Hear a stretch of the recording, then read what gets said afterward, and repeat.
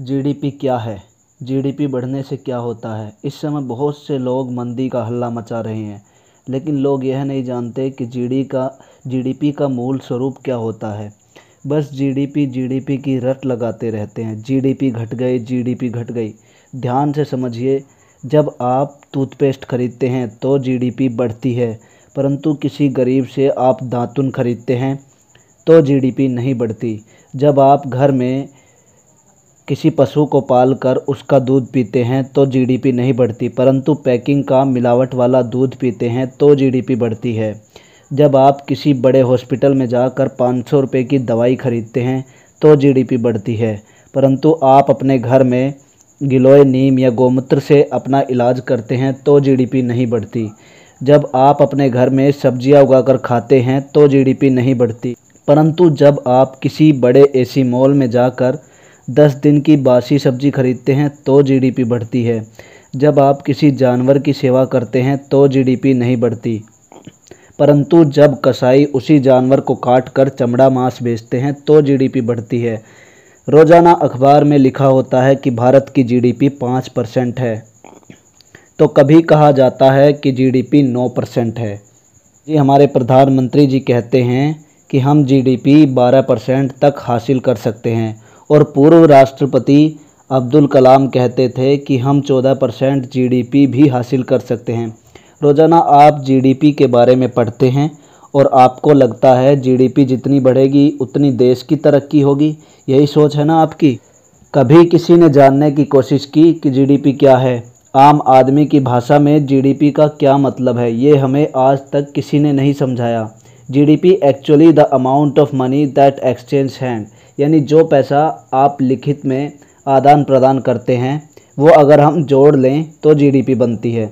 अगर एक पेड़ खड़ा है तो जीडीपी नहीं बढ़ेगी, लेकिन आप यदि उस पेड़ को काट देते हैं तो जीडीपी बढ़ जाती है, क्योंकि पेड़ को काटने के बाद उसका फर्नीचर बनेगा तो पैसे का आदान प्रदान होता है। पर अगर पेड़ खड़ा है तो कोई इकोनॉमिक एक्टिविटी ही नहीं होगी तो जीडीपी भी नहीं बढ़ेगी। अगर भारत के सारे पेड़ काट दिए जाएं तो भारत की जीडीपी 27% हो जाएगी, आज जो करीब 5% है। अब आप ही बताइए, आपको जीडीपी 27% चाहिए या नहीं? अगर नदी साफ़ बह रही है तो जीडीपी नहीं बढ़ेगी, पर आप यदि नदी को गंदा करते हैं तो जीडीपी 3 बार बढ़ती है। बताता हूँ मैं कैसे। पहले नदी के पास उद्योग लगाने से जीडीपी बढ़ेगी, फिर नदी को साफ करने के लिए 1000 करोड़ का प्रोजेक्ट लिया जाए तो फिर जीडीपी बढ़ गई। फिर लोगों ने दूषित पानी का इस्तेमाल किया, बीमार पड़े और डॉक्टर के पास गए, डॉक्टर ने फीस ली, फिर जीडीपी बढ़ गई। जितनी कारें आएगी देश में उतनी जीडीपी 3 बार बढ़ जाएगी। इस देश में रोज़ाना 4000 से ज़्यादा कारें तथा 25000 से ज़्यादा बाइक यानी कि मोटरसाइकिलें खरीदी जाती हैं, और सरकार भी इसकी की तरफ जोर दे रही है, क्योंकि यही एक तरीका है जिससे देश की जीडीपी बढ़े। Cause this is the best way to increase GDP. हर बड़े अखबार में कोका कोला और पेप्सी का एडवर्टाइजमेंट आता है, और यह भी सब जानते हैं कि यह कितना ख़तरनाक और जहरीला है सेहत के लिए, पर फिर भी सरकारें चुप है और आंखें बंद करके रखती है। क्योंकि जब भी आप कोल्ड ड्रिंक पीते हैं तो देश की जीडीपी दो बार से बढ़ती है, 2 बार बढ़ती है। पहले आपने कोल्ड ड्रिंक खरीदी तो जीडीपी बढ़ गई, फिर पीने के बाद आप बीमार पड़े, डॉक्टर के पास गए, डॉक्टर को फीस दी तो जीडीपी बढ़ गई। आज अमेरिका में 4 लाख लोग हर साल मरते हैं, क्योंकि वो जो खाना खाते हैं वो जंक फूड है, कार्बोनेट ड्रिंक्स उनके अंदर मिला है। वो जो खाना खाने से मोटापा और बीमारी होती है। आज 62% अमेरिका के लोग क्लिनिकली मोटापे के शिकार हैं, और हमारे देश में तो 62% लोग कुपोषण के शिकार हैं। यह भी जीडीपी बढ़ाने का एक तरीका है। This is also the way to increase GDP. As much pollution in food as much will be hike of GDP.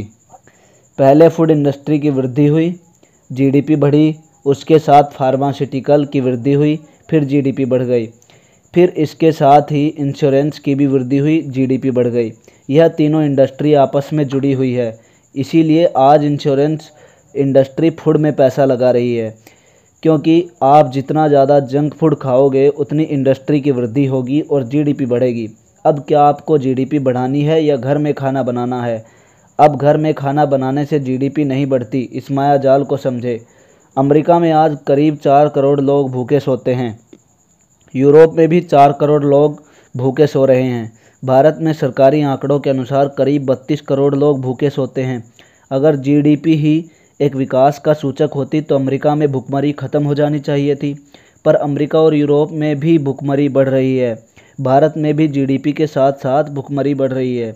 अतः आपसे निवेदन है, कुछ समय निकालकर देश की आर्थिक स्थिति और उसके कारणों को समझने का प्रयास करें। स्वस्थ रहें, निरोग रहें। घर के बागान या छत पर गमले में पोषण वाटिका से ऑर्गेनिक सब्जी उगाकर खाएं और आरोग्य वाटिका में औषधीय वनस्पतियों को उगाकर अपने स्वास्थ्य धन को बचाएं। अर्थव्यवस्था पूंजीपतियों के चोंचले हैं। आइए हम मानवतावादी व्यवस्था को प्रोत्साहित करें, लौटे अपनी मूल संस्कृति की ओर, जहां मानव कल्याण सर्वोपरि है, पर्यावरण प्रकृति का सम्मान हो। जय हिंद, वंदे मातरम, जय भारत।